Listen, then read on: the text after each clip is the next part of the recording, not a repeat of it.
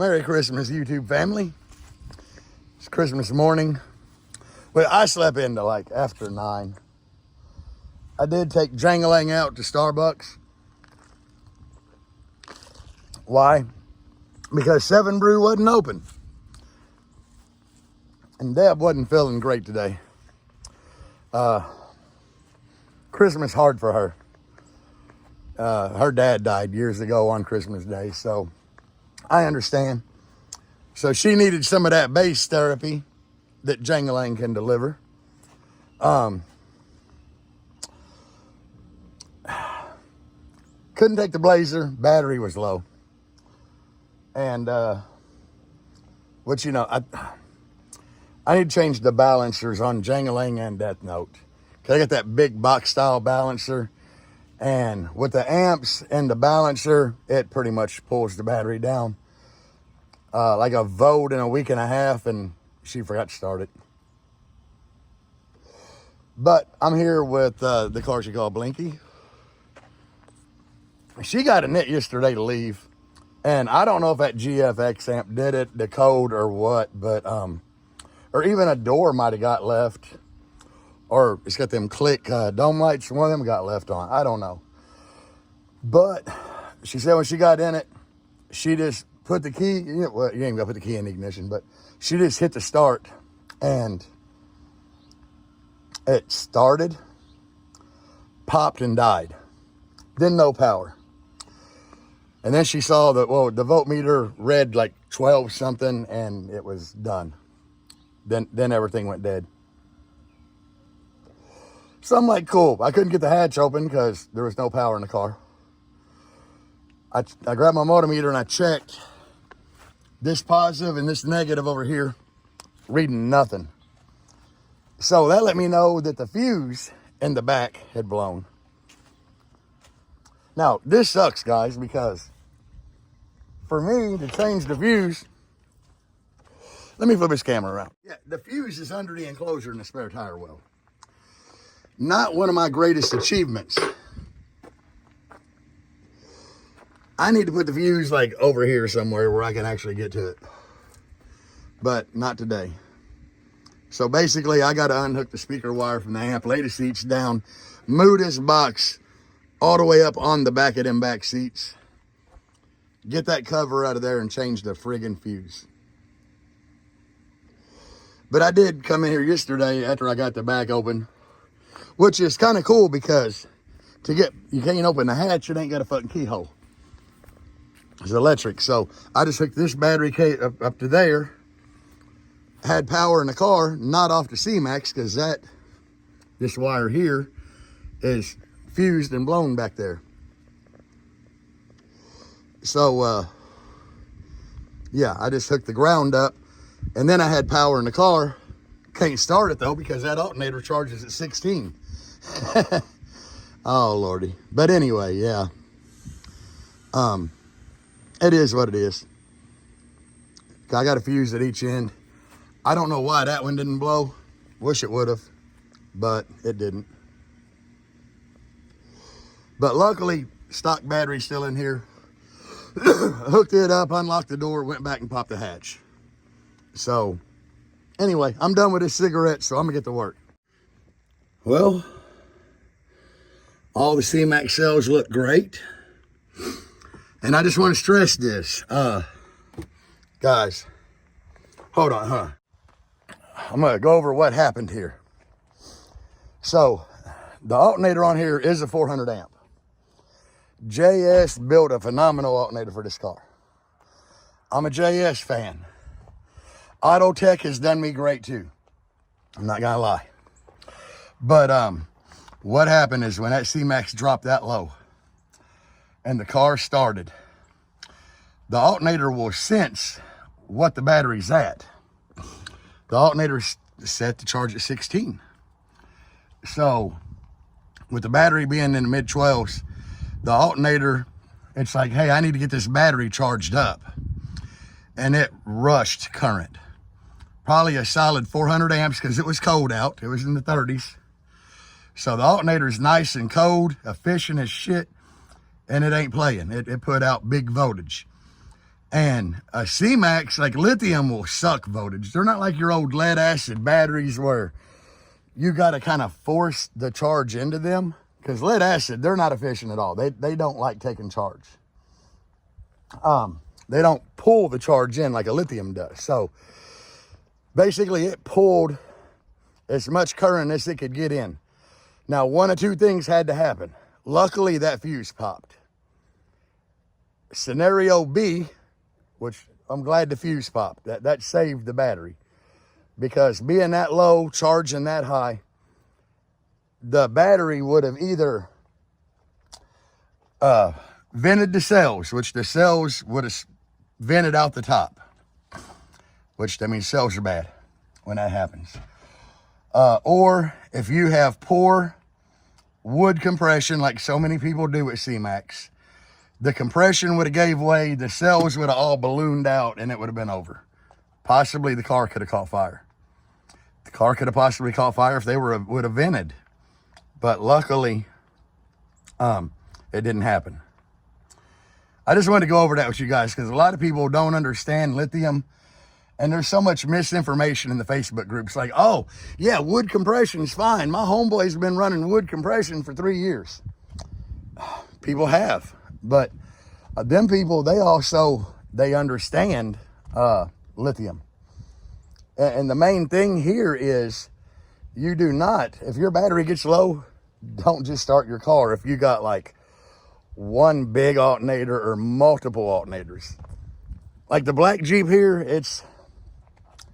the alternator on it was a Brand X, and it died within 6 months. And I had an old man here in Myrtle Beach.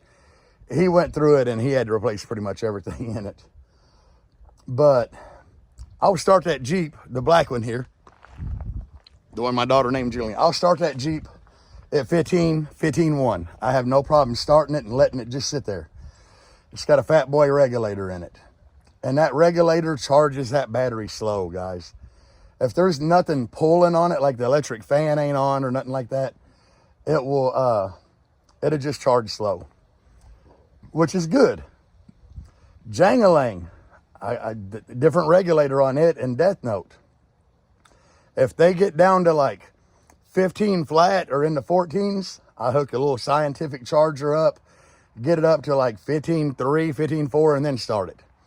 But with your lithium, that's what you got to do. You don't just want to drop like 1.5 volts or 2 volts and start it with multiple alternators or a big high amp alternator, because that's when bad shit happens. Anyway, hold on. You can see that fuse is blown. Like, oh yeah, she popped. She popped good. And that was one of them good ceramic fuses. But I got one to put back in it. Yeah, blue. So, I apparently had a 350 back here, which is bad and good. That means I put a 350 under the hood. So, I'm going to stick a 400 in the back, which hopefully, if this would ever happen again, which Deb said that, you know, from now on, she's got to pay attention, just like she does Death Note. Before she ever starts Death Note, she lets the gauge boot up and reads it. So, with a 400 in the back, hopefully a 350 under the hood would blow, and it's a lot easier to get to. Not the easiest, but a lot easier. So, which I'm doing this pretty, much by himself. I can just get the ratchet and like do that. But anyway, guys, let me get this back together. The car's all back together and fine. Put a fuse in, put everything back together. As soon as I got the fuse in, the dome light and stuff came on. I checked the battery in the back. I charged it up to 15.1 yesterday, which is fine to start the car. So after I got everything back together there, I went under the hood and took the multimeter and hit the positive and negative where my battery delete kinda is. And it was the same, 15.1, which lets me know that welding cable running through there for positive and negative ain't got no resistance. It's doing its job great. Welding cable is awesome, guys. So actually, this car Jangling and Death Note all have welding cable running from front to back. I got 2 runs of double-aught in Jangling and 1 run of 4-aught in Death Note, positive and negative. So I do run a positive and negative from under the hood back. I noticed when I added the ground from the alternators to the battery, the voltage got better than using just frame or chassis grounds. But anyway, welding cable is awesome. Anyway, I checked everything over. Car fired right up, idled. We went ahead and let it run to get the battery up to 15.8. I'll have to come out tomorrow.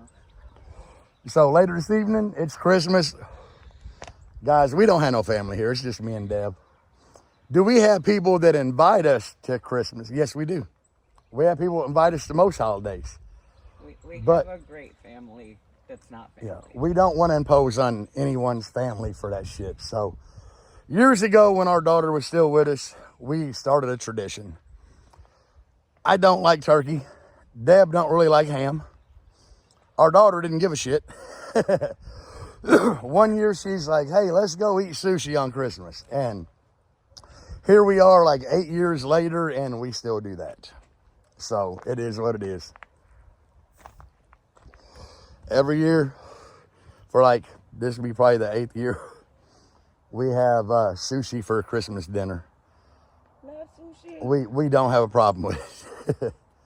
So anyway, I wasn't even planning on making a video today, but with the cold weather hitting, there's a lot of people asking questions like, does the cold affect lithium? I do think to an extent it can make it drop its voltage a little bit. That's been my experience.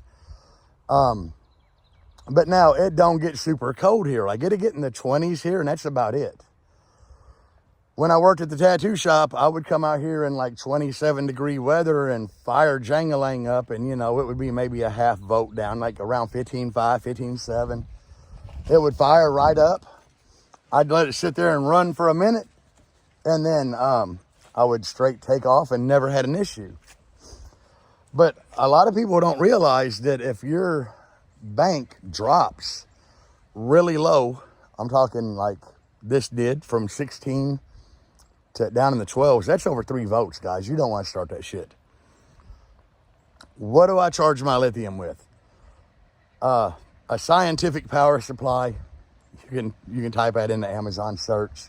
I think I have some in my link on here in my Amazon store.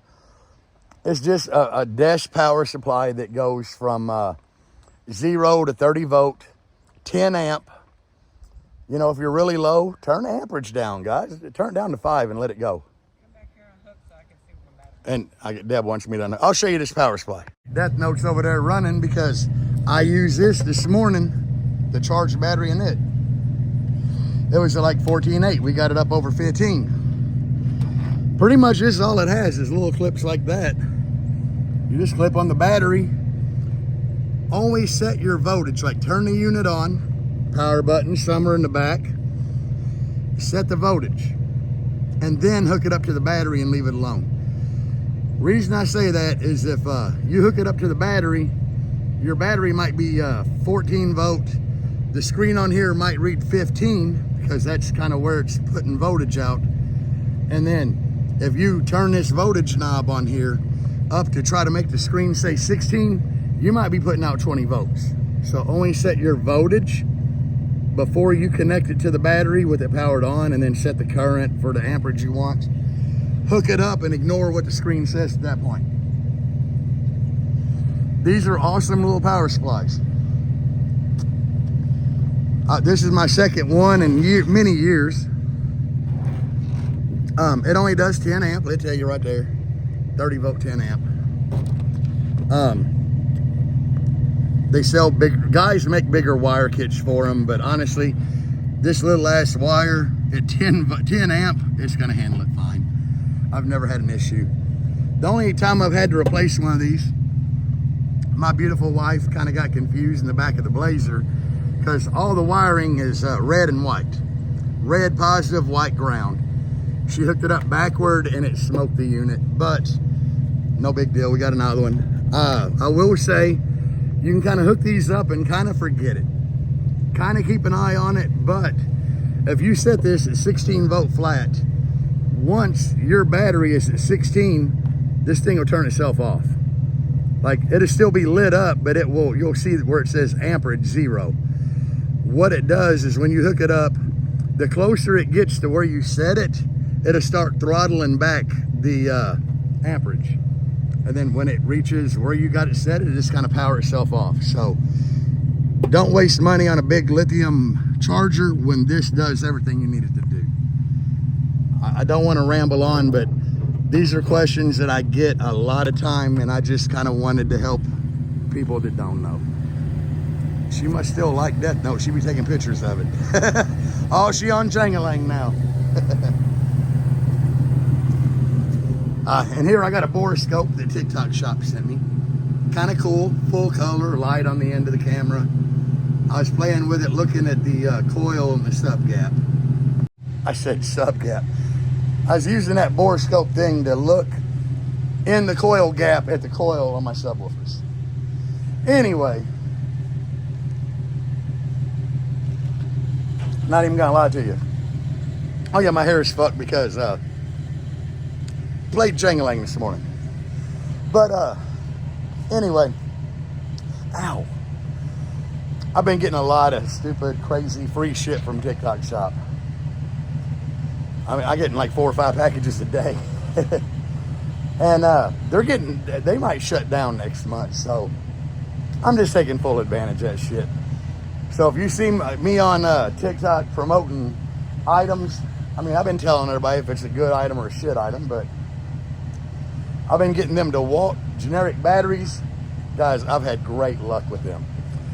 I know a lot of people don't like them, but for the price, and I found them on Temu. I found a 4-pack of like 6 amp hour on Temu for like $30 or $40, which is insane, because they've been doing great.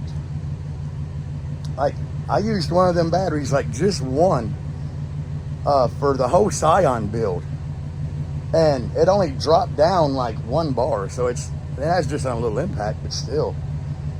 But they've been sending me a lot of tools like Sawzall, heat gun, crazy shit that's just no name brand that takes DeWalt batteries, and I've been getting the generic DeWalt batteries. I don't give a shit, guys. Like that thing I call like a jigger, the oscillating tool. The one I've been using forever is a plug-in one from Harbor Freight.